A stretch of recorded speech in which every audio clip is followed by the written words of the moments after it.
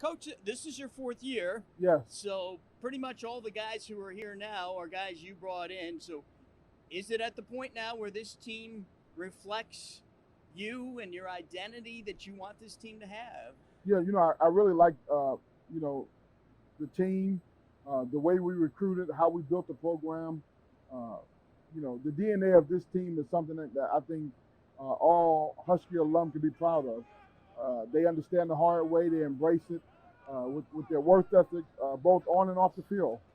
They are true student athletes that do things the right way. The game in college sports has changed so dramatically, especially college football with NIL and the transfer portal. Do all these things in any way diminish your passion for the job that you do, or have you found a way to just successfully navigate through all this? Coming from pro football, I feel like I was, fully equipped for the changes to college football. I think a lot of these changes are directly tied to the pro game. The ability for players to make money off their name, image, and likeness. Right. The transfer portal. Right. That's no different than being, traded in a sense, or free agency. So all of those things are similar to the NFL game, and so you learn how to manage your roster. You learn how to adapt and adjust to make sure that you can maximize each and every single season. When you were 18, 19, 20 years old, could you have handled money at that age like these guys or some guys are getting now through NIL? I spent 5 years in the NFL, and those guys don't handle money well.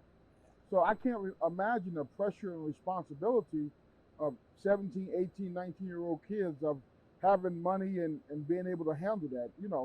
I think that's a big responsibility. I think you go to college to learn how to become an adult. I think that's part of the maturation process. And I think some of these things are putting the cart before the horse. And so I think they need to put some guardrails in place to teach kids how to become an adult. And I think there's a lot of work to be done. And I'm curious to see what the NCAA is going to do to help young student athletes. Recruiting has always been a nonstop job, I'm sure, for you coaches. But now with the transfer portal, I got to imagine it's just crazy. How do you avoid burnout? Do you have anything that you lean on, or anyone you lean on, so that you don't get burned out with all this work? We try to make sure we do things in spurts, right? We have a profile that we look for, and we look for certain type of kids. We don't try to just get in the meat grinder and recruit all these different people. We don't offer a whole bunch of different people. I think right now we've only offered about 50 people. So we are very selective in our process. So when you offer 50 people, you're building relationships with select families. So we're not around the clock, hey, I got to talk to this kid, this kid, this kid. We have a profile that we stick to, and that's what we want to recruit.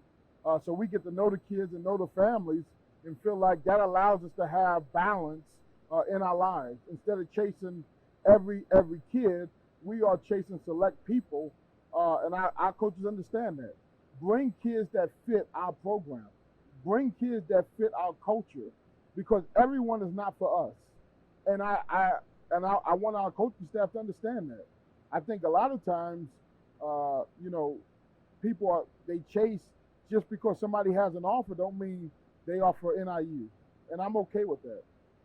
I want the kids that fit us and our program and our values and what we want to, and that's why we don't have very much attrition in our program, because kids embrace our culture. They like being here. We have great relationships with them.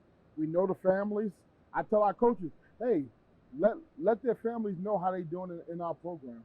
We have that open dialogue because those things matter. You're as passionate about NIU football as anybody I've ever observed from the outside. But I'm sure there are even times where you're like, man, I need a break. So what do you do for fun when you need that break from football? Yeah, my family is a big part of it. My wife, my kids. We took a vacation in the summer, went to Hawaii. That was fun. I love to play golf. I'm not very good, but I love the game. It's something that you're always trying to find ways to get better, right? I love the nuances of the game. You can get away. I love to read. I love books about leadership, building, culture. I think those allow me to broaden my horizons. Those are the things I love to do. You've had so much contact with so many wonderful coaches at the college and pro level. What's the best piece of advice you ever got from another coach? The best piece of advice I got from a coach was from uh, Gary Kubiak, and he said, "There's always time." And what he meant was, don't get yourself in a position where you feel like you just got to keep working. There's always time to do that next thing, right? So go home, see your family, take your kids to school, right? Don't overwork yourself to the point where you can't function. There's always time. And I respected that because he was a guy that's had some health issues, some things throughout his career in coaching. And he gave me that advice when I became a head coach. There's always time. And I really respected that. One of my favorite moments every home game is when you and the guys come out of the Orden Center into the end zone, ready to take the field. You're in front of them. You're leading them, swaying back and forth. The crowd's, the energy is building. What's that moment like for you? You know what? It's surreal.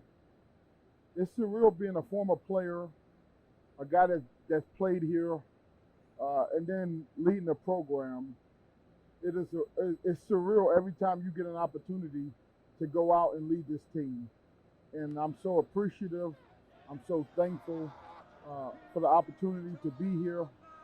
Every day I wake up, I'm just happy because this program has helped me grow up and become a man, and hopefully I'm helping these student athletes become men.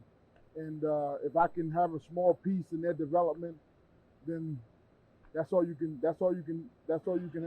hope for as a coach is you've helped guys become better people.